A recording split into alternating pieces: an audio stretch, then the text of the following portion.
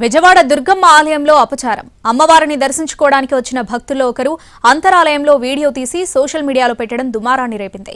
దీంతో ఇంద్రకీలాద్రిపై నిఘా వ్యవస్థ మీద అనుమానాలు వ్యక్తమవుతున్నాయి. ఇంద్రకీలాద్రిపై ఓ భక్తురాలు చేసిన పని ఇప్పుడు రచ్చకు దారితీసింది. అమ్మవారి దర్శనానికి వెళ్లిన ఆమె గర్భగుడిలో సెల్ ఫోన్తో వీడియో తీసింది. అంతటితో ఆగకుండా ఆ వీడియోను సోషల్ మీడియాలో పోస్ట్ చేసింది. ఇప్పుడు ఆ క్లిప్పింగ్స్ తీవ్ర కలకలం రేపుతున్నాయి. వీడియోను తొలగించేలోపే జరగాల్సిన అనర్థం కాస్త జరిగిపోయింది. దుర్గగుడి దర్శనానికి వెళ్లే భక్తులెవరూ కూడా మొబైల్స్ తీసుకువెళ్లకూడదనే నిబంధన ఉంది. ఉచిత దర్శనం, 100-500 రూపాయల దర్శనం, VIP క్యూ లైన్లో వెళ్లే భక్తులు ఇలా ఎవరైనా సెల్ ఫోన్లు తీసుకువెళ్లకూడదు. అయితే ఈ వ్యవహారంలో సెక్యూరిటీ లోపం స్పష్టంగా కనబడుతోందనే విమర్శలు వస్తున్నాయి. ప్రైవేట్ సెక్యూరిటీ సంస్థ సిబ్బంది పనితీరు సరిగా లేదని అర్థమవుతోంది.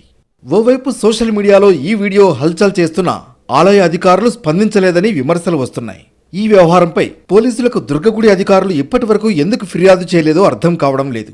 మొత్తానికి అమ్మవారి అంతరాలయం వీడియో ఇప్పుడు హాట్ టాపిక్ కావడమే కాదు, అధికారుల నిర్లక్ష్యాన్ని ఎత్తి చూపుతోంది.